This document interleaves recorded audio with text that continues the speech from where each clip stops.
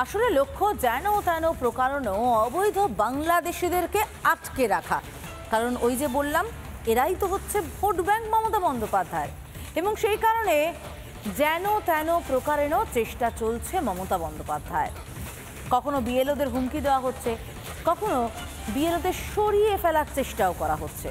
তবে এসব কিছুতেই দমছেন না বিএলওরা। তারা বলছেন তারা লড়াই করবেন। রিপাবলিককে ধন্যবাদ জানিয়েছেন বিএলওদের কথা তুলে ধরার জন্য। অন্যদিকে কমিশনও জেলা শাসকদের কড়া বার্তা দিয়েছেন, যাতে বিএলওদের কোনো রকমভাবেই বিরক্ত করা না হয়। আপনারা বিএলও যেসব লিস্ট করেছেন, বিএলওদের কাছে আমার অনুরোধ থাকবে ভোটার লিস্ট থেকে কারো নাম যেন বাদ না যায় সেটা দেখার। এটা মনে রাখবেন, আপনারা চাকরি করেন স্টেট গভর্নমেন্টের।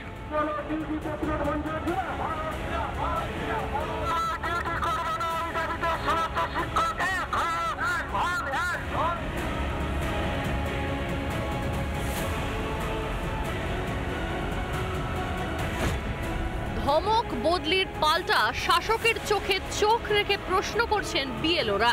তাদের সাফ প্রশ্ন, শাসকেরা তো ভয় কিসের? গণতান্ত্রিক প্রক্রিয়ায় নির্বাচনে সমস্যা কোথায়?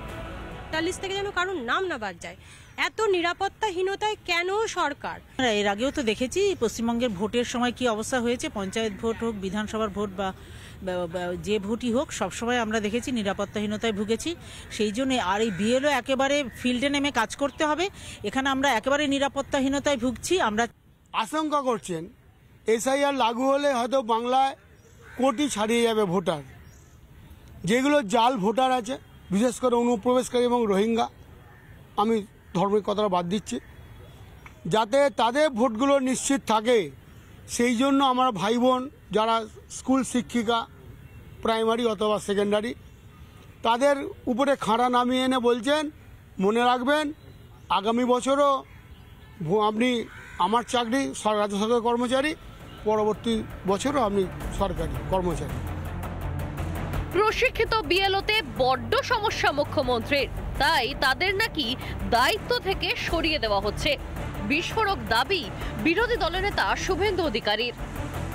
বলতে চাই, 5ই জুলাইয়ের পরে নিয়োগকৃত একটাও বিএলও উইথ ভ্যালিড রিজন এবং সিওর অনুমোদন ছাড়া আপনি আইনগতভাবে চেঞ্জ করতে পারেন না, এবং আমার বিশ্বাস সে বার্তা তিনি পেয়েও গেছেন। শাসকের শাসানিতে নিরাপত্তাহীনতায় ভুগছেন বিএলওরা। নিরাপত্তার দাবিতে কমিশনের সামনে বিক্ষোভও করেছেন তারা। সূত্রের খবর, বিএলও হওয়ার জন্য আবেদন করতে রীতিমতো ডরাচ্ছেন সরকারি কর্মীরা। এর আগেও আমরা দেখেছি ডিএ বা অন্যান্য অধিকারের ব্যাপারে তিনি কিন্তু রাজধর্ম পালন করেননি। তো এই ব্যাপারটা আমরা অত্যন্ত আমরা যে আশঙ্কা করছিলাম এটা যে যথাযথ, সেটা উনি প্রমাণ করে দিলেন। উনি পরোক্ষে বলতে চাইছেন যে সরকারের বা যে রাজনৈতিক দলের তিনি মন্ত্রী, তাদের মতো করে ভোটার তালিকা থাকতে হবে বা কাউকেই বাদ দেওয়া যাবে না। অর্থাৎ যে ইলেকশন কমিশনের যে গাইডলাইন আছে সেই অনুযায়ী কোনো ভোটারের নাম যদি বাদ যায় ন্যায্য কারণে, সেটা কিন্তু করা যাবে না, এবং তার জন্য তিনি সেই কর্মচারীকে দেখে নেবেন। এই পরিস্থিতিতে জেলা শাসকদের এখতিয়ারের পাঠ দিল নির্বাচন কমিশন।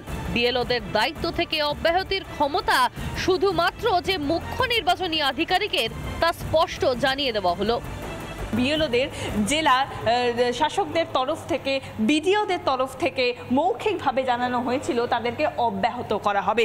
কিন্তু এই খবরটি নির্বাচন কমিশনের কাছে পৌঁছানোর পর নির্বাচন কমিশন জেলা শাসকদের, বিডিওদের সব জানিয়ে দিয়েছেন যে এই অধিকার একমাত্র নির্বাচন কমিশনের কাছেই রয়েছে।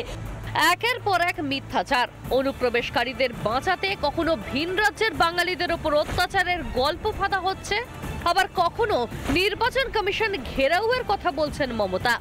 ভিন রাজ্যে কাজ করা পরিযায়ী শ্রমিকরা অবশ্য তৃণমূলের থোঁতা মুখ ভোঁতা করে দিয়েছে। তাই এবার শুরু বিএলওদের ভয় দেখানোর খেলা।